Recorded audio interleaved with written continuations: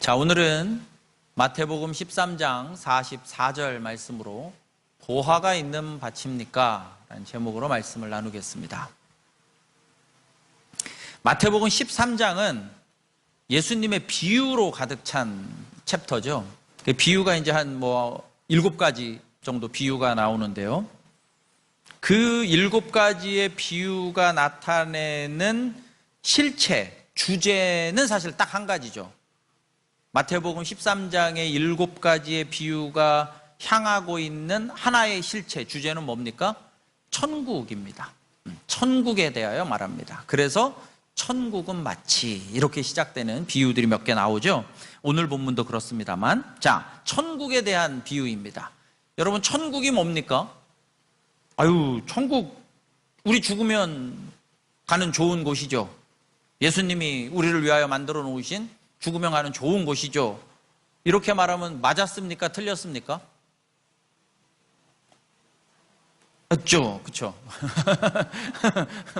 이걸 맞았다고 하자니 또 틀린 것 같고 틀렸다고 하자니 또 틀린 말도 없고 그렇죠? 자, 한번 가정이라고 생각을 해보겠습니다. 자, 가정이 무엇입니까? 이렇게 물어봤습니다.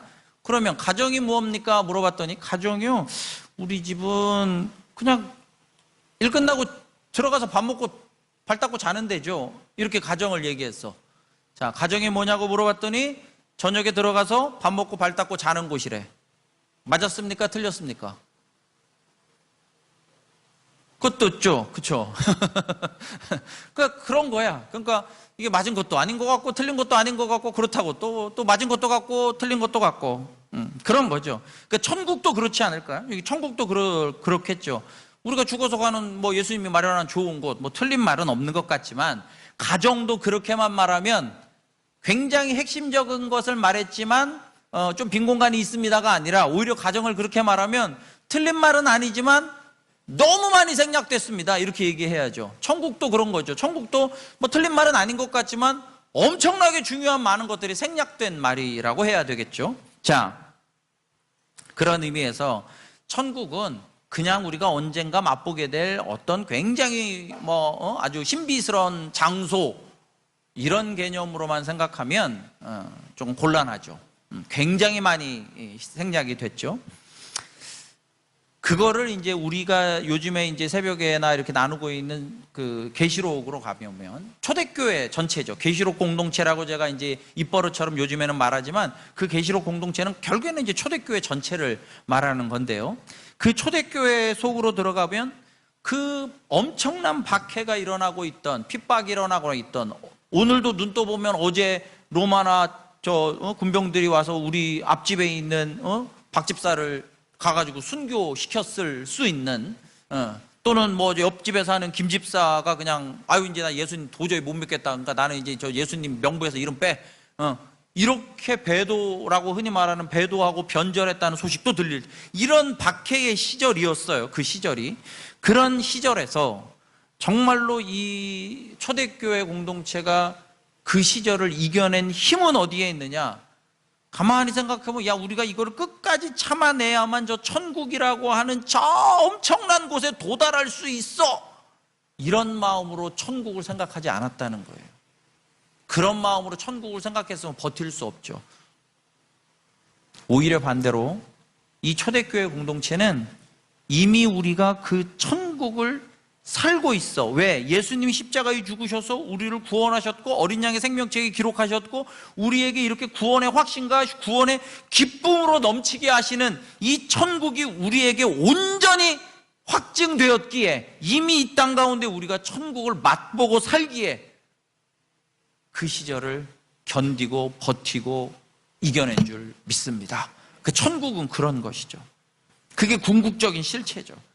그래서 결론을 얘기하자면 우리는 이 어떤 현실과 실존을 엄청난 힘으로 참아서 천국에 가는 것이 아니라 반대로 우리는 오늘 천국의 백성이기에 어떤 실존도 뛰어넘을 수 있게 되는 줄 믿습니다. 그게 천국의 백성인 거예요. 그게 천국의 비유인 거예요. 그 비유의 실체인 것이죠. 그런데 요즘 교회에서 구원의 확신이나 구원의 기쁨, 심판, 천국과 지옥 이런 얘기들을 잘 안 하죠. 그런 얘기들을 안 한다는 말은 많이 하지만 여전히 안 하죠. 저는 천국에 대한 이야기를 많이 합니다. 저 스스로에게도 많이 합니다. 이미 살고 있는 천국과 주님이 나를 결국에 데려가실 그 천국, 그게 하늘에서 펼쳐지고 혹은 이 땅 가운데서 막 펼쳐진다고 주장하는 사람이 있는데, 아우, 예수님이 마련하신 천국이라면 하늘이면 어떻고 땅이면 어때요? 예수님이 마련하신 천국을 생각하고, 그러나 이미 나는 천국을 살고 있다는 믿음으로 우리가 지금 이 땅을 살고 있죠. 그런데 어쨌든 그런 얘기들을 잘 안 하죠, 요즘에. 그러다 보면 그 천국, 지옥, 심판, 구원 이런 얘기들을 잘 안 하기 시작하면 그럼 교회에선 도대체 무슨 얘기들이 더 많은 주제가 되어야 할까요? 되고 있는 걸까요?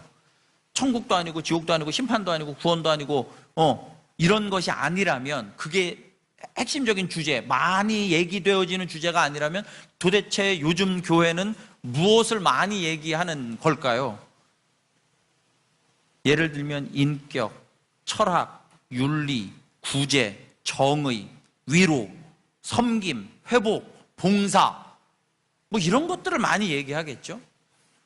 여러분, 이게 틀렸다는 얘기가 진짜 아닙니다. 늘 얘기하지만 이게 틀렸다는 얘기 아니에요. 이거 한번 예를 들어보겠습니다. 자, 여러분, 남녀 차별이 아니라 그냥 예니까, 보통 남자가 바깥에서 일을 한다고 치면, 자, 어떤 남편이 정말 끝내주는 고매한 인격과 엄청난 실력과 엄청난 봉사정신으로 세계를 구하고 있어. 세상을 구하는 남편이 있어. 세상을 위로하고 세상을 섬기고 세상을 봉사하고 세상에 101가지 업적을 남겨. 그런데 그런 남편을 보면서 만약에 그 아내에게 가서 딱 한 가지 질문을 한다면 어떤 질문을 할 것 같아요? 딱 한 가지 질문을 한다면 어떤 질문을 할 것 같습니까? 예를 들면, 아이고, 당신의 남편이 이 세상을 구원할 만큼의 101가지 업적을 남겼는데 그 중에 당신이 생각하는 탑 10이 뭡니까? 이런 질문 할까요? 글쎄요. 딱 한 가지 질문을 한다면 세상을 구원한 것 같은 이 101가지 업적을 가진 이 남자가 당신에게는 어떤 남편입니까? 이게 딱 한 가지 질문이어야 하겠죠. 아내에게 질문한다면. 여러분, 우리가 영원한 승부처에 가면, 영원한 재판정이라고 해볼까요? 영원한 승부처, 영원한 재판정에 가면 예수 그리스도 하나님이 재판장으로 계실 때에 우리에게 딱 한 가지 질문을 하실 거예요. 여러분, 예전에 이제 몇 탄까지 나왔습니까? 그게 신과 함께라는 영화가 있죠. 제가 그걸 본 적은, 이렇게 대대로 다 본 적은 없는데, 신과 함께의 그 포맷을 보니 그런 거야. 누군가 죽었어. 염라대왕 앞에 갔네. 거기서 서서 뭘 해? 재판을 받죠? 그 재판 받을 때 뭐하고 뭐가 있는 거야? 변호사도 있고 검사도 있어. 완전 요즘 재판하고 똑같아. 그러면 이제 어떻게 해야 돼? 이 자식을 지옥 불구덩이 밑으로 보낼 것이냐, 아니면은 그래 좀 좋은 데로 보낼 것이냐, 이걸 재판을 해. 근데 재판이 겁나 복잡하더라고. 겁나 복잡해. 얘가 살아왔던 시간들의 업적을 다 세고, 안 좋았던 걸 다 세고, 심지어는 얘 인생 가운데 얘만 알고 있는 어떤 굉장히 특별한 얘기들까지 막 또 들추어내야 돼. 얘가 좀 나쁜 얘기를 하고 나쁜 짓을 한 것 같은데 그렇게밖에 할 수 없는 일들을 막 또 들추어내야 돼. 그걸 막 변호사는 변호를 해야 되고 검사는 그걸 아니라고 얘는 지옥의 불구덩이에 넣어야 된다고 막 이래고 살아. 우리가 영원한 승부처에 섰을 때 우리가 정말 그럴 것 같습니까? 절대 그렇지 않죠. 영원한 승부처에서, 우리의 영원한 재판장에서 딱 한 가지 질문을 하실 거예요. 예수님은 당신에게 어떤 분이었냐고 물을 겁니다. 예수님은 너에게 어떤 분이었냐고 물을 거예요. 물론 질문의 방식은 좀 다를 수 있어요. 누가 너의 인생의 주인이었냐고 물어볼 수도 있죠. 같은 질문입니다. 복잡하지 않을 겁니다. 본질적인 그 딱 한 가지의 질문을 할 거예요. 예수님은 너에게 어떤 분이었냐고 질문할 거예요. 누가 너의 주인이었냐고 물어볼 거예요. 여러분, 알곡과 가라지와 양과 염소와 막 이렇게 나뉘잖아요. 알곡과 가라지가 어떻게 나뉩니까? 도대체 어떤 놈이 알곡이고 어떤 놈이 가라지입니까? 그거 신과 함께 영화처럼 하려면 그거 염라대왕도 머리 터질걸? 어디서 끊을까, 이걸? 딱 여기서 끊었어. 그러면은, 아유, 너는 그래, 좀 좋은 데가. 여기서 딱 끊어. 너부터는 안 되겠어. 그럼 얘하고 얘 사이에 뭐 어떤 차이가 있을까요?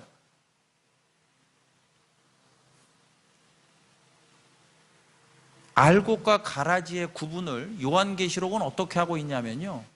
요한복음 13장 제일 마지막에 보면, 13장 마지막에 보면 그 유명한 666이 나옵니다. 13장 마지막에. 그 666을 짐승의 표라고 하고 그 숫자를 사람의 수라고 해요. 짐승의 표 이퀄 사람의 수예요.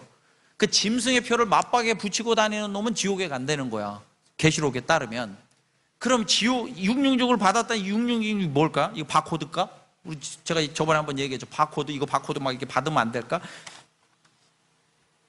그딴 것이 아니고, 짐승의 표는 결국에는 요한계시록에 나오는 짐승은 하나님 예수 그리스도 어린 양을 대적하는 게 짐승이야. 그러니까 마귀의 표야. 근데 그 마귀의 표를 굳이 사람의 수라고 해놨어. 그게 666이라고 하면 6이 중요한 게 아니고 그게 사람의 수라고 해놨어. 짐승의 표인데 사람의 수래. 마귀, 하나님을 대적하는데 그게 사람의 수래. 그게 뭔 의미겠어요? 하나님하고 상관없이 사람이 주인인, 네가 주인인 삶인 거야. 666을 맞박에 받았다는 건 결국에는 짐승의 종으로 살고 네가 주인 되어 사는 삶, 그걸 의미하는 거예요. 그런데 그게 13장 제일 마지막에 나오거든요. 근데 14장 1절에 보면, 14장으로 딱 넘어가서 14장 1절에 보면 거기 어린 양의 이름으로 맞박에 붙은 사람이 나와. 그게 한 절 차이야. 그러니까 한두 구절 딱 차이야. 사람의 수, 지가 주인으로 사는 놈과 어린 양의 이름으로 사는 자가 알곡과 가라지로 나뉘는 줄 믿습니다. 너무 단순한 구분이에요. 요한계시록이 되게 복잡해 보이지만 되게 단순한 구분으로 해놨어.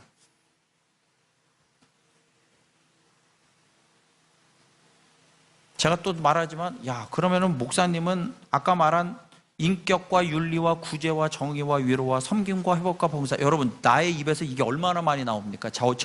문목사 입에서 이게 얼마나 많이 자주 얘기가 나와요. 오늘도 기도하면서 몇 번을 했을걸요. 여러분, 목사님은 바르게 사는 것을 무시하나 보다. 나처럼만 바르게 살라고 해요. 나처럼만 정의로우라고 해.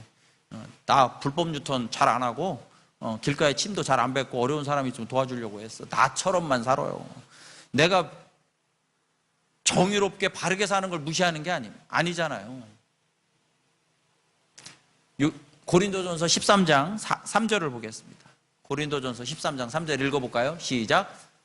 내가 내게 있는 사랑이 없으면 내게 아무 유익이 없느니라. 저는 이 말씀 읽을 때, 이 구절을 읽을 때마다 기가 막힌 구절 아닙니까? 내 몸을 불사르게 내주어 구제하더라도 유익이 없대. 다시 한번요. 불사르게 내주어 봤어요?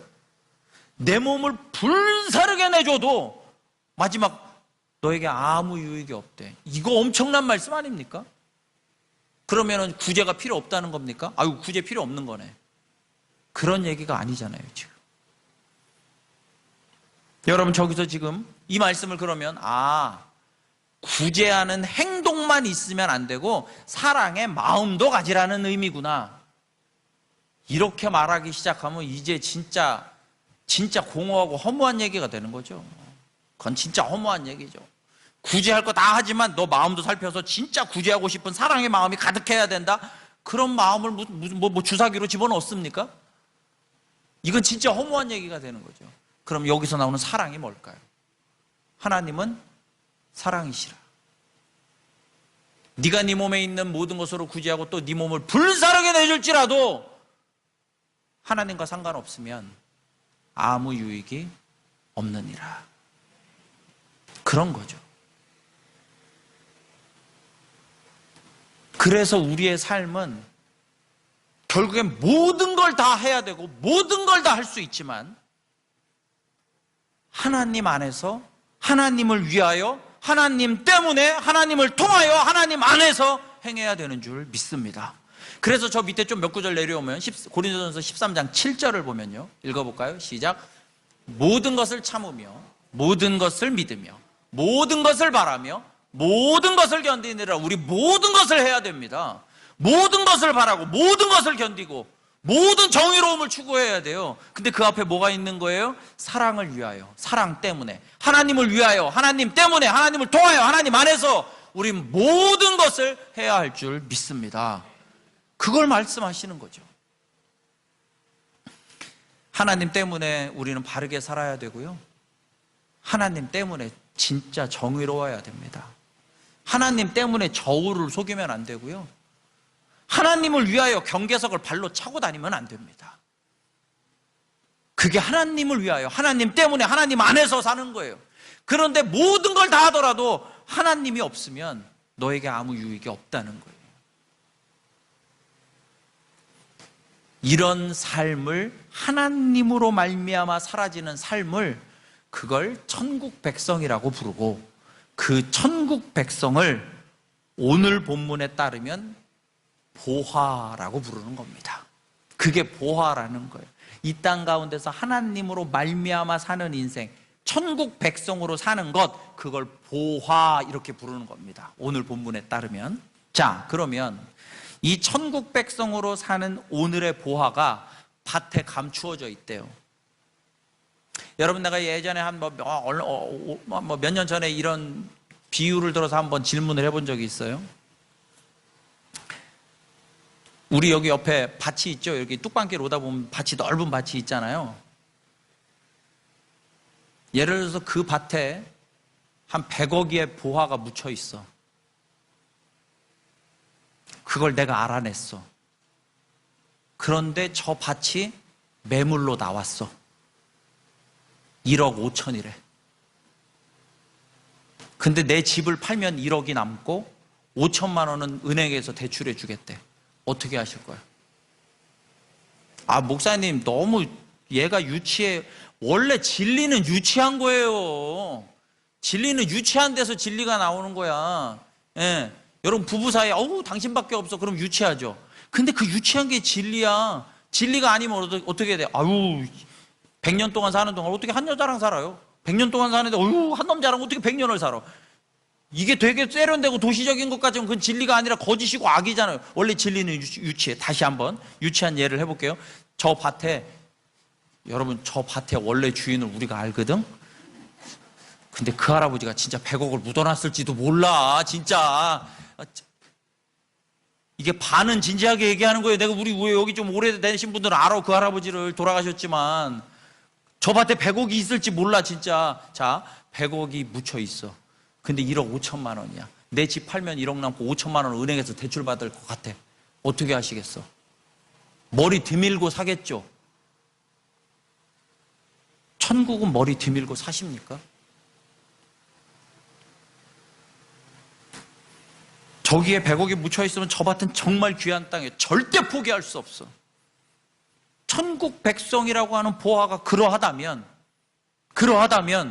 뒤로 미루시겠냐고요. 자, 여러분 지금 이 천국 백성이, 그럼요. 저 100억을 한번 봐야 말이죠. 여러분, 우린 100억을 못 봤으니 저게 1억 5천만 원에 나와도 우리는 못 사겠지. 천국 백성은 봤습니까? 여러분, 우리에게 천국 백성이라고 하는 보화를 우리에게 알려주시기 위해서 하나님이 치르신 대가가 뭡니까? 우리에게 천국 백성이라고 하는 보화가 진짜 보화라는 걸 알려주시기 위해서 하나님이, 창조주 하나님이 치르신 대가가 뭐예요? 당신의 아들을 십자가에 못 박아 버리셨습니다. 그래서 우리에게 천국 백성을 완전히 확증시켜 주셨어요. 보여주셨단 말이에요. 그 천국 백성이라고 하는 보화를 보여주셨어요. 그건 우리가 발견한 것도 맞지만 우리가 발견할 수밖에 없도록 하나님의 아들이 이 땅에 오셔서 자신을 십자가에 못 박아 버리셨습니다. 머리 뒤밀고 사야 할 보화 아닙니까? 여러분, 그 천국의 힘을, 천국의 보화의 힘으로 초대교회는 아까 말한 것처럼 요한계시록의 공동체나 베드로의 공동체나 요한의 공동체, 이 초대교회는요, 그 천국 백성이라고 하는 보화를 가진 힘으로 그 시대를 버티고 그 시대를 뛰어넘었습니다.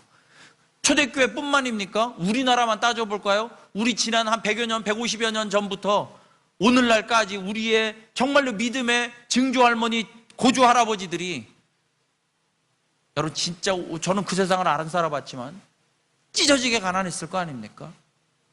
우리 요즘에 뭐 어디 저 진짜 가난한 나라 가보면 진짜 요즘에 뭐 제가 이렇게 텔레비전 뭐 이렇게 보면 진짜 가난한 나라들이 있죠. 우리 그렇게 살았을 거 아니겠어요? 근데 그렇게 찢어지게 가난했던 우리의 증조 할머니, 고조 할머니, 우리 할머니, 할아버지들이 아니 5시에 나가서 밭을 갈면 되는데 4시에 일어나서 교회 새벽종은 왜 치는 거야 도대체? 미쳤어요? 교회 새벽종을 왜 치죠? 1시간을 더 자고 나가도 아니면 4시에 나가서 1시간을 더 일해도 그래도 먹고 살까 말까 먹고 죽을 것도 없는데 아니 5시에 나가서 밭에 논에 나가서 일을 해도 모자랄 판에 아니 4시, 3시 반에 일어나서 왜 새벽종을 칩니까? 천국의 보화를 알았던 거죠. 그분들은 천국의 보화를 알았어요. 그걸 밭버린 거예요. 그리고 그 천국의 보화를 하나님 앞에 정말로 그 천국의 보화를 붙들고 하나님, 이 천국의 보화를 내가 밭버렸으니까 새벽종을 흔들면서 새벽에 교회 종을 흔들면서 뭐라고 기도했을 것 같으냐면요, 나는 이렇게 찢어지게 가난하지만 내 아들, 내 딸, 내 손주들은요, 하나님 정말 내가 살아계심을 믿으니까, 너무 믿어버리니까 하나님, 내가 5시에 안 나가고 4시에 나가 내 새벽종을 칠 테니 하나님, 내 자식들은, 내 손주들은 먹고 살만하게 좀 해주십시오. 물론 이걸 기복신앙이라고 볼 수 있어요. 예, 기복신앙이라고 볼 수 있고 잘 살게 해달라고 비는 걸 수도 있어요. 근데 이상하죠? 하나님이 그것을 응답하신 줄 믿습니다. 하나님 그거 응답하시더라고. 너무 천국 보화가 확실하니까 내 자식 먹고 살게 좀 해주십시오. 나 찢어지게 가난해서 먹고 살 것도 없는데 내 자식, 내 손주들 먹고 살게 좀 해주십시오. 잘 살게 좀 해주십시오. 하나님이 정말 살아계시니까 내 아들, 내 딸, 내 손주들 책임져 주십시오. 그러니까 책임지시더라고. 그걸 기복신앙이라고 말할 수 있어요. 근데 그걸 응답하시더라는 거예요. 기복신앙이라도 응답하신다고 지금 제가 그걸 말하는 게 아니에요. 기복신앙이 옳다는 게 아니라 그분들의 천국 보화가 얼마나 확실했으면, 그 하나님을 향한 기도가 얼마나 확실하게 하나님 앞에 기도했으면, 그리고 그 열매를 지금 대한민국의 우리들이 받아먹고 사는 줄 믿습니다.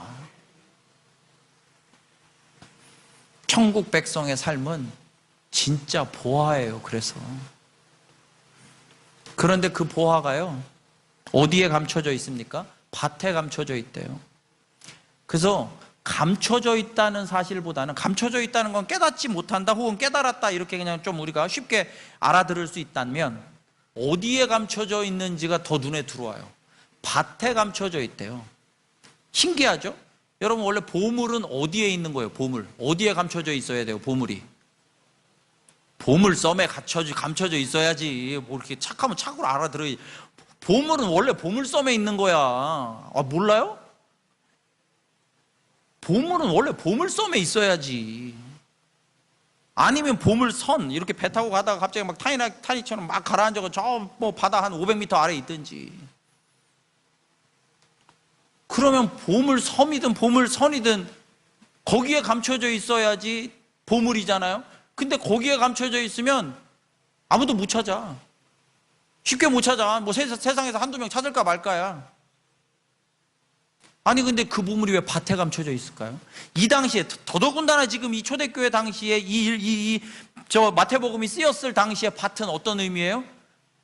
그냥 눈에 보이는 게 밭이야. 다 밭이야. 다 밭. 아파트가 어디 있어 그 당시에. 다 밭이야 그냥. 우리의 삶의 일상 가운데, 우리의 삶의 모든 곳에 하나님의 천국의 백성이라는 보화가 있는 줄 믿습니다. 그거는요, 막 엄청난 노력과 엄청난 땀 흘림과 뭐 보물섬에 막 찾아가는 그렇게 우리가 얻는 것이 아니라요, 우리의 일상 속에 예수 그리스도께서 그래서 우리의 일상 가운데 찾아오셨잖아요. 삶의 시간과 공간을 뚫고 이 땅 가운데 오셨잖아요. 이 땅 가운데, 이 차원적인 세상 가운데 오셨잖아요. 그게 밭이에요. 그 밭에 감춰져 있대. 우리의 일상 가운데 감춰져 있대. 우리의 삶이라고 하는, 인생이라고 하는 다 밭을 다 가지고 있죠. 일상이라고 하는 밭을 가지고 있잖아요. 그래서 제가 오늘 말씀의 제목을 보화가 있는 밭입니까? 여러분들의 인생은? 여러분, 아까 우리 금매물 얘기했죠. 저거 1억 5천만 원이라. 저기 100억이 숨겨져 있어. 근데 오늘 좀 피곤해. 아우, 어젯밤에 막 더워서 잠을 못 잤더니 좀 피곤해. 그리고 오늘 너무너무 좀 다른 바쁜 일이 있어. 아우, 오늘 선약이 있네? 저거 미루실 거예요? 100억이 숨겨져 있는데 1억 5천만 원이 지금이면 산대. 아우, 나 너무 피곤해서 내일 모레, 아우, 다음 주쯤 할까? 나 오늘 선약이 있는데 안 되겠네? 그러실 것 같아요? 귀하다는 건요, 보화라고 하는 건요, 너무너무 귀하다는 건요, 지금 당장 귀한 겁니다. 지금 이 자리에서 귀한 거예요. 아우, 저는 귀한 건 알겠어요. 근데 내일 모레요. 이러면 귀한 게 아니지. 오늘 당장 지금 귀한 것, 그것이 우리의 천국의 보화인 줄 믿습니다. 그러면 자, 이제 오늘 마지막 문장, 오늘 본문, 다시 본문 속으로 가볼까요? 마태복음 13장 44절 본문 속으로 가보면요, 자기 소유를 다 팔아 그 밭을 사느니라. 우리 인생을 들여서 그 밭을 사야죠. 천국이라고 하는 보화를 사야죠. 근데 사느니라, 산다는 의미가 뭘까? 어떻게 사는 걸까요? 자, 이제 이 사는 얘기를 마지막으로 해야 되겠죠. 사야 되니까. 여러분, 누가복음 15장에 보면 탕자가 나오죠. 탕자가 자기가 엄청난 재산을 가지고 가가지고 자기 인생의 주인으로 살았어요. 이 탕자가 666 맞박에 붙이고 사는 애예요. 자기가 주인으로 살아. 근데 세상에 종으로 살지. 돈이면 다 되는 줄 알고 허랑방탕하게 살잖아요. 그러니까 그게 허랑방탕하든 아니면, 지나가는 얘기지만 여러분, 탕자가 그러면은 돈을 겁나게 가지고 싸질머지고 가가지고 인생에 대박 치면은 그거는 괜찮은 겁니까, 그러면? 성경이 말하는 핵심은 그게 아니죠. 아무튼, 자, 탕자가 나가가지고 허랑방탕하게 살고 자기가 주인 돼서 살다가 그걸 다 깨먹었어. 그리고 돼지우리에 처박혔네. 쥐염 열매 먹을 것도 없으니까 뭐가 생각이 나냐면, 자, 누가복음 15장 17절을 세 번역으로 보겠습니다. 누가복음 15장 17절을 세 번역으로 볼까요? 시작. 그제서야 그는 제정신이 들어서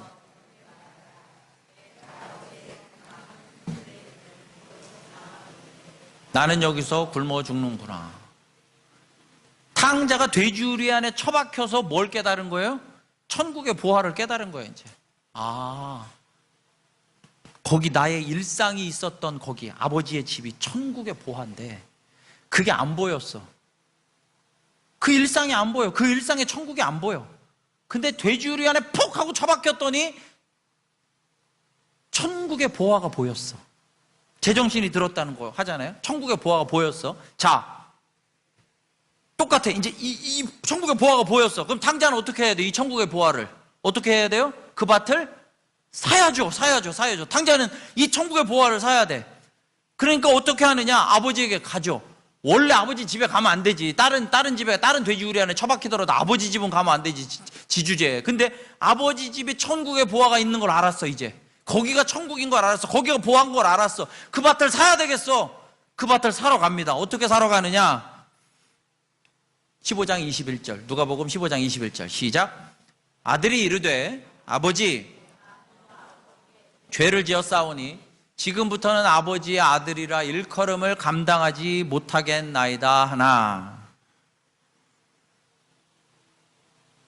여러분, 저게 지금 누가복음 15장 21절이 탕자 얘기가 쭉 나오잖아요. 저 다음에 요게 지금 탕자의 대사잖아요.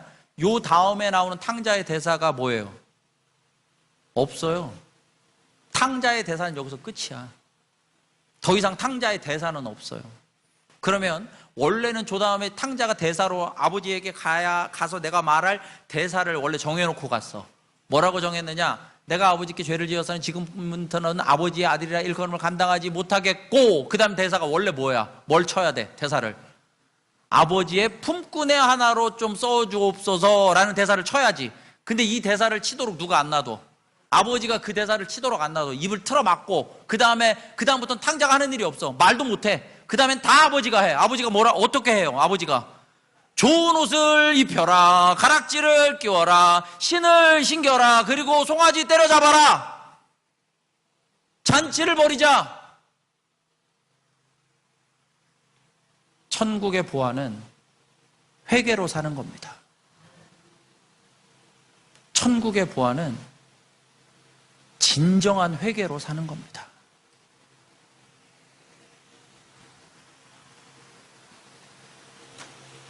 세종생명샘 공동체가 우리의 한 영혼이 가정이 회개를 통하여 천국의 보화가 임하는 가정 되기를 주님의 이름으로 축원합니다. 회개로 사는 겁니다. 신령으로 사는 것도 아니고 어떤 막 엄청난 어떤 노력으로 사는 게 아니라 회개로 사는 겁니다. 그러면 탕자가 정말로 진심으로 회개한 것이죠. 예, 보화를 들여다보고 그 진심 어린 회개로 그 밭을 살려고 왔어요. 샀어. 근데 아버지가 막 갑자기, 그러니까 자기 품꾼의 하나로 들어가서 그냥 그 천국에 저 떡고물이라도 좀 먹을까 하고 갔는데 아버지가 완전히 그냥 천국의 아랫목에다가 앉혀놓으려고 하니까 가락지 끼고 여러분, 자, 우리가 탕자라고 생각해봐요. 여러분 각자가 탕자라고 생각해봐요. 이건 드라마에 몰입을 해야 되는데 이게 잘 안 되지. 몰입을 해봐요. 자, 우리가 탕자야. 근데 내가 가가지고 진짜 얼마나 정말 죄송해. 그 아버지한테 가서 내가 종으로 좀 살겠습니다. 좀 먹을 거나 좀 주십시오. 이러고 갔는데 아버지가 막 가락지 끼고 신발을 신고 막 아랫목에 안 끼고 송아지를 막 잡으려고 하면 우리 같으면 보통 어떻게 하겠어? 우리는 어떻게 한다고? 어떻게? 아니, 솔직히 한번 얘기해보자. 진짜 어떻게 하시겠어? 에? 그럴 줄 알았네. 뭐 그런다고? 이런 천벌을 받을. 우리는 염치를 아는 사람들이잖아. 그러니까 어떻게 해야 돼? 아이고 아버지 이건 아직 아닙니다. 뭐 이렇게 하겠지. 근데 저 탕자 저놈 자식은 안 그래.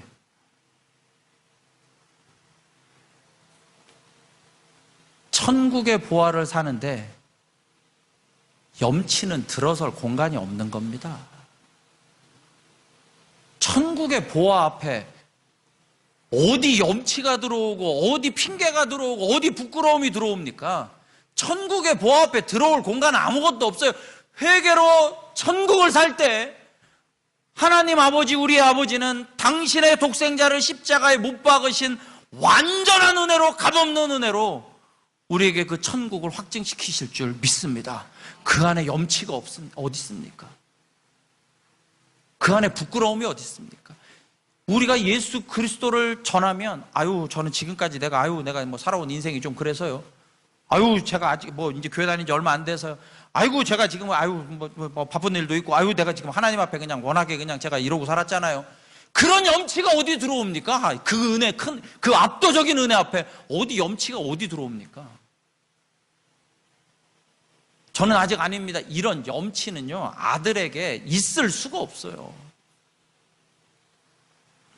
회개하는 자에게 값없이 주시는 놀라운 천국의 보화가 주여, 정말 이 세종생명샘교회 모든 백성에게, 모든 우리 식구들에게 임하기를 주님의 이름으로 축원합니다. 지금 여러분들의 인생에 밭은 보화가 있는 밭입니까? 여러분의 가정에는 보화가 있습니까? 회개로 그 보화를 온전히 사시고 그 충만한 값없는 은혜를 누리시기를 주님의 이름으로 축원합니다.